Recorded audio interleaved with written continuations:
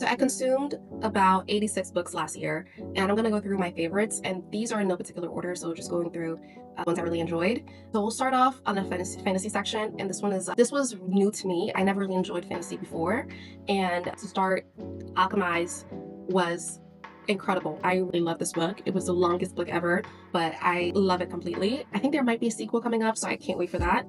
I also love the Throne of Glass series, and that was also up there for me. I tried getting into Fourth Wing series. The first book was great, Fourth Wing, yeah, but everything else after was a miss for me. I could not get into it at all. So we'll go into a romance, which I think a lot of my favorites are compact into that. To start, Between Friends and Lovers. This one, like, such a great feel good book. So good. I would read this again, and I recommend it to anybody I can who wants a good romance book. It's so sweet. And By the Book by Jasmine Guillory is also a really feel good book. I would also really highly recommend this one if you haven't already. Another one that I loved was The Expiration Dates.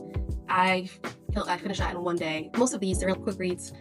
And I also really love most things by Christina Forrest, to be honest. So I'll put those two side by side since they're in that series, but the Green Sisters series. So I started off with The Neighbor Favor, I think, back in 2024.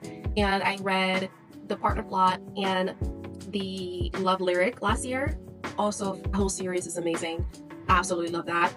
Then Sweet Heat. Oh my goodness. I feel like this is everyone's favorite. So I had read the first one of that series, Honey and Spice, and Sweet Heat was so much better, just more evolved, because Honey and Spice happened during their college days, and then Sweet Heat is post-college life, so I feel like it was more relatable and it was really good. This next one is actually part of a series, and I think the second book out of the series was my favorite, but it is the Bride series by Hallie Hazelwood.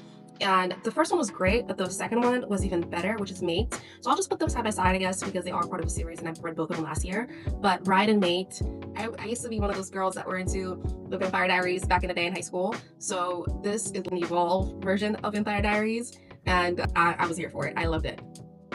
This one is here's a lot of heavy topics and can be triggering for some. So August Lane by Regina Black, and that was really, it reminded me of 7 Days in June. I feel like just a lot of, honestly, it's just a lot of trauma bonding happening. I feel like in 7 Days in June, it was a lot of trauma bonding. Also in August Lane, a lot of trauma bonding. I think that's where the themes cross path. But it was really good. I think it treaded on some topics that needed to be discussed. I think something is heavy doesn't mean that you can't sit with it. So I recommend that. Another favorite was Left Up Forever by Tara Dewitt. And this one is part of a series as well, the Spoon series. And I started with the second book first, and then I went back to the first one, and I'm looking forward to the third one, which should be released this year in August. I also read Son of Kennedy Ryan also last year. Just because it's the same author and her books are always great, I'll put them side by side, I guess, also. That would be Real and Can't Get Enough. So those two I read last year. Amazing books. I cannot wait for the sequel of Real to come out. I don't know if it's a sequel, or it's not. Definitely, it is part. Is it part of the series? Actually, yes, it is part of Hollywood Renaissance series, book 2, and that should be coming out in May. So I'm excited for Tour to come out. But Real and Can't Get Enough from last year, and then another good one, I would say literary fiction. I would categorize it as that, which is The Measure by Nikki Erlich, and that one definitely a good read. That's close to Midnight Library, if you've read that one, so very similar in nature.